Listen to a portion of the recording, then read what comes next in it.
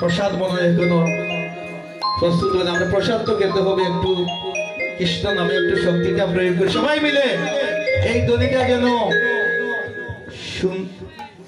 এই গ্রামে না থেকে সরাসরি যেন শ্রীরাম নবদ্বীপে চলে যায়।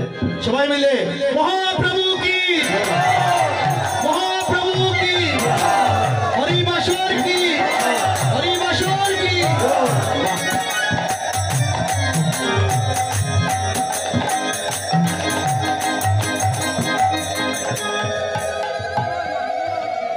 আজকের এই ধ্বনিটা যেন কৃষ্ণধনের ধ্বনি হয়ে যায়।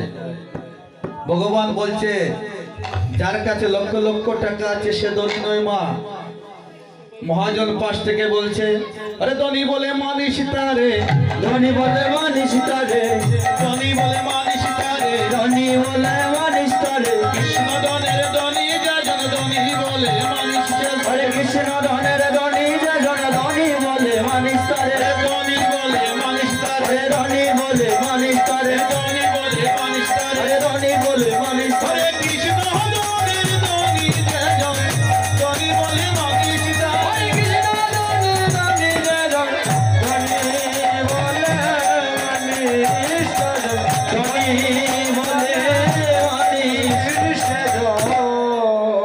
আজ গৌরব এসেছে পঞ্চতত্ত্ব সমন্বিত হয়ে অদ্যাবধি নৃত্য লীলা করে গৌর রায়, আর কোন কোন ভাগ্যবান সেই লীলা আজও দেখিবারে পায়, শুনিবারে পায়।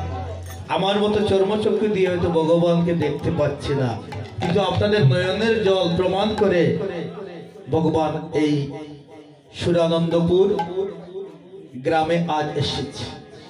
এটি হচ্ছে বিশ্বাস। একটা ছেলে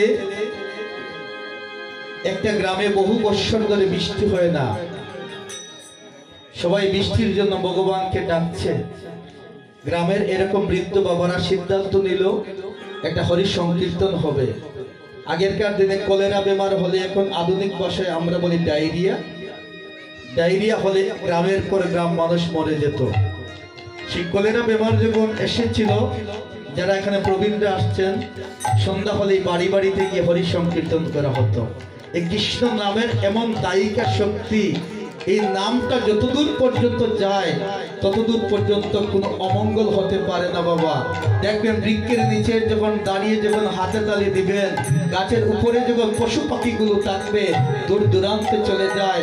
কৃষ্ণ নামে যখন করতালি দিবেন, কৃষ্ণ নামে যখন হাসবেন, যখন কাঁদবেন, দেখবেন এই দেহের ভিতরে যে পশুগুলো আছে, যে ষড়রিপু আছে, সেইগুলো দূর দূরান্তে চলে যায়। কৃষ্ণ নামের এমনই দায়িকা শক্তি। এই কৃষ্ণ নাম নিলে নামই নেমে আসে।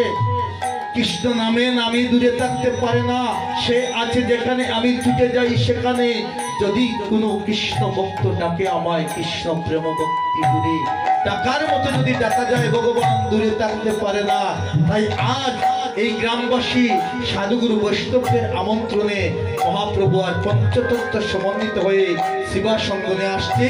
আর পঞ্চতত্ত্ব সমন্বিত হয়ে আজ গৌর হরি কি করছে? হরে সোনার গৌরাঙ্গ নাচে রে আমার, সোনার গৌরাঙ্গ নাচে।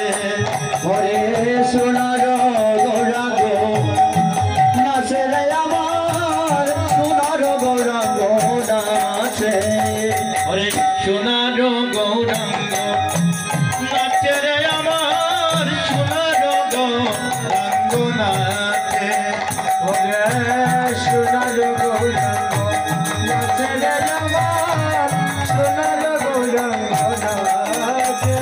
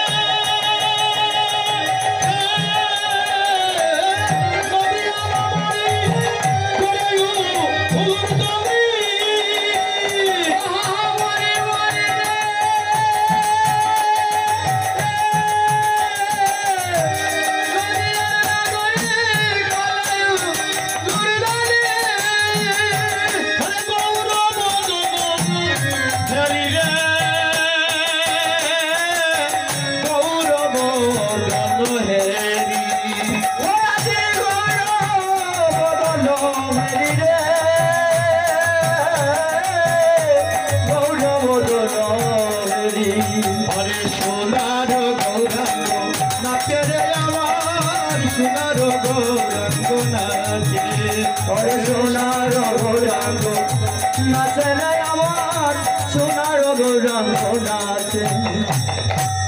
আজ গৌর হরে নৃত্য করছে শিবার সঙ্গনে। আমাদের কি মনে বাসনা জাগে না মা? একবার হরি বলে একবার এই দেহটাকে নাচাই। বিষয়ের অন্ন কাইলে হয় মলিন বদন, আর মলিন বদনে নহে কবু শ্রী ভগবানের কথা। ভগবানকে ভালোবাসতে হবে আকুল প্রাণে। আকুল প্রাণে ভগবানকে ভালোবাসেছিল ব্রজের ব্রজঙ্গনারা, যারা ব্রজগোপীরা, যারা একদিনও স্কুলের বারিন্দায় যায় নাই। শুধু বিএ এমএ পাশ করলেই মানুষ হওয়া যায় না। মানুষ কুলে জন্ম নিলে মানুষ বলে কয় না তারে, মানুষ পশু যায় করছে না তার স্বভাব কর্ম অনুসারে। একজন মানুষ এসেছিল শ্রীরাম নবদ্বীপে, তিনি হচ্ছেন গৌর হরি। মানুষ মানুষ ত্রিবিধা মানুষ, মানুষ বলিব তারে, মানুষ হইয়া মানুষ বুঝিব, মানুষ বলিব তারে।